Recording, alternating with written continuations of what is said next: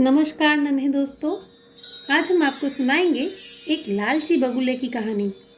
तो चलिए शुरू करते हैं। एक सरोवर के किनारे एक बगुला रहता था। बगुला जानते हैं ना आप? इसे अंग्रेजी में हेरॉन कहते हैं।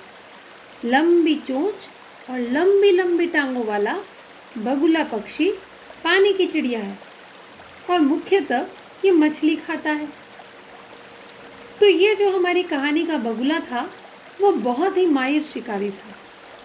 पलक झपकते ही मछलियों का आसानी से शिकार कर लेता था और वो ये शिकार केवल अपना भोजन प्राप्त करने के लिए ही नहीं करता था, बल्कि उसे तो मछलियों पर अपना दबदबा बनाना था। वो अनायास ही ढेरों मछलियों का रोज शिकार करता था। इसलिए उस सरोवर की सभी मछलियाँ इस बगुले से डरती थी। एक दिन इसी तरह से बगुले ने शिकार करना आरंभ किया और उसमें उसने बहुत सी छोटी छोटी बेबी मछलियों का भी शिकार कर लिया। ये बात जब मछलियों की रानी को पता चली तो उसने बगुले से मिलने की इच्छा प्रकट की और वो बगुले को दूर से ही देख के बोली, ए बगुले, तू बिना मतलब की इतनी मछलियों को क्यों मार रहा है? हम जानते हैं कि हम ही तेरा भोजन है, परंतु इसका ये अर्थ नहीं कि तू अपने प्रयोजन के बिना ही सैकड़ों मछलियों को मार दे। इसलिए हम सब मछलियाँ तुझसे अनुरोध करती हैं रे कि तू ऐसा ना कर, हमें अनायास ही मत मार। परंतु बगुले पर रानी मछली की बात का कोई असर तो हुआ नहीं और वो हमेशा की तरह ढेर सारी मछलियों को मारता गया। आखिरकार मछलियों की रानी ने एक योजना बनाई।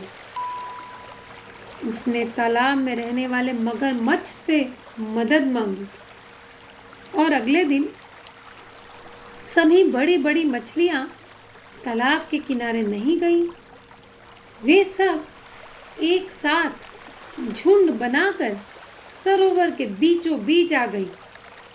जब बगुला शिकार करने आया तो उसने देखा कि तालाब के किनारे तो छोटी छोटी मछलियां हैं। उन्हें खाकर बगुले की भूख तो मिट जाएगी, पर वो बाकी मछलियों में अपना आतंक किस प्रकार फैलाएगा? बगुले ने न इधर देखा न उधर। वो झट से सरोवर के बीचों बीच जा पहुंचा और मछलियों को बोला, वाह, सबकी सब यहाँ एक साथ मिल गई। अब तो मैं तुम सबको खा जाऊंगा।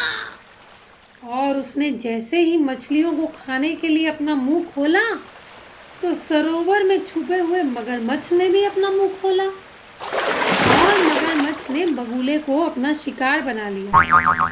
और इस तरह से उस लालची और अत्याचारी बगुले का हुआ अंत।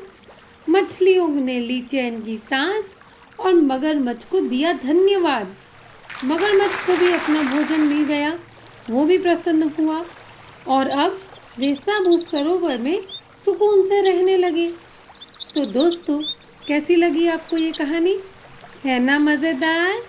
इस कहानी से आपको क्या सीख मिली, ये हमें कमेंट करके ज़रूर बताइए। और इस तरह की रोचक किस्से, कहानियाँ सुनते रहने के लिए आज ही हमारे चैनल को सब्सक्राइब करके बेल आइकन दबाइए। फिर मिलेंगे